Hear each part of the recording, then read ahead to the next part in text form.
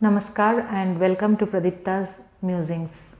I am Pradipta Chaudhuri and I share different reflections and experiences of my life on this channel with you all.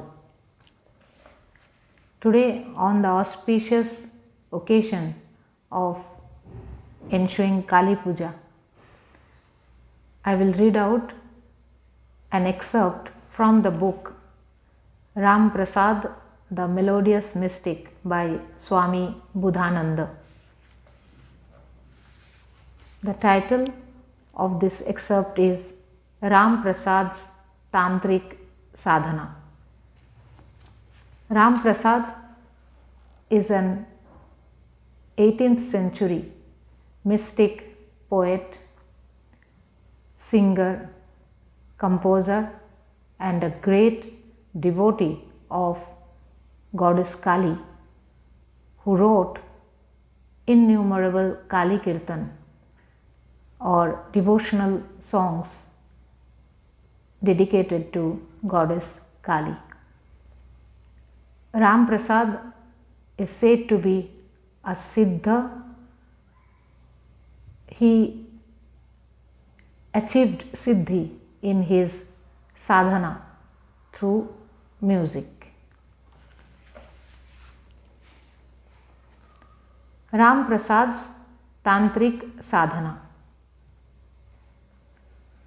Throughout his whole life, Ram Prasad practiced the Tantric method of sadhana, a most misunderstood method of spiritual practice advocated in Hinduism, and attained the highest realization of Brahman.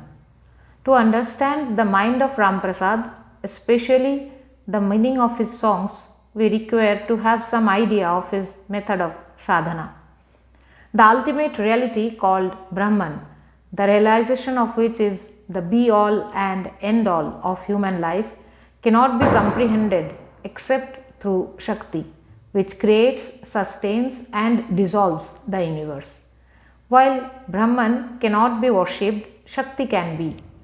Through worship of Shakti, the sadhaka comes to realize that ultimately Brahman and Shakti are identical, just as fire and its burning power are identical. To come to this realization is the ultimate end of Tantric sadhana. In a sense, Tantric sadhana is Advaita in action. This Shakti could not be realized by man if it were not already present in him. What is in the macrocosm is also in the microcosm. This is how it is possible for man to realize the Adya Shakti as his very being. The Shakti that is manifested in the universe lies in subtle dormant form in every human being, and this is known as Kula Kundalini. By rousing this Kula Kundalini, according to prescribed methods, one can realize the identity between the Shakti with which one's very own being is charged and the Adya Shakti itself. And this Adya Shakti is ultimately identical with Brahman. Through the practice of Tantric sadhana, Ram Prasad attained the knowledge of Brahman and thus proved the efficacy and truth of this scripture of the Hindus. After him, Sri Ramakrishna did the same. Of all the modes of sadhana advocated in Hinduism, Tantric sadhana is the most positivistic and realistic in conception and practice. In this sadhana, the unregenerate human being of flesh and blood with innumerable desires is taken sympathetically from just where he stands. His desires are duly acknowledged and provided for in the scheme of sadhana, which is known as Panchamakara. The idea is gradually to lift the sadhaka from the quagmire of desires to the pinnacle of renunciation without doing undue violence to his sensibilities. It must not be forgotten that though in a way the judicious religious enjoyment of desires is provided for, the sadhaka has finally to transcend all desires and reach the state of desirelessness, without attaining which there can be no realization of Brahman.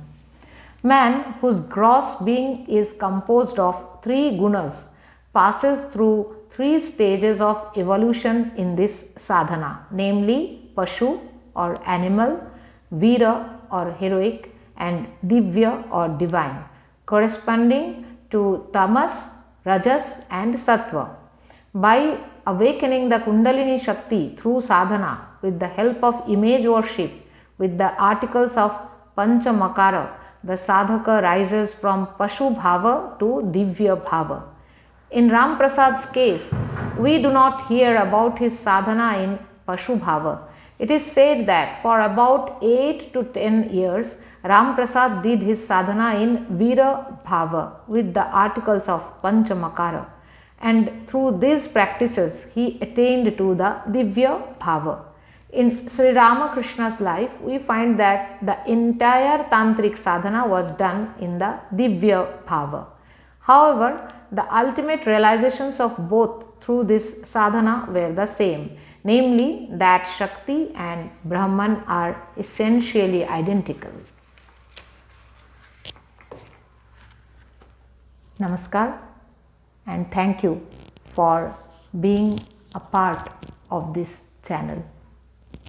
Hari Om Tat Sat, Shri Ramakrishna Arpanamastu.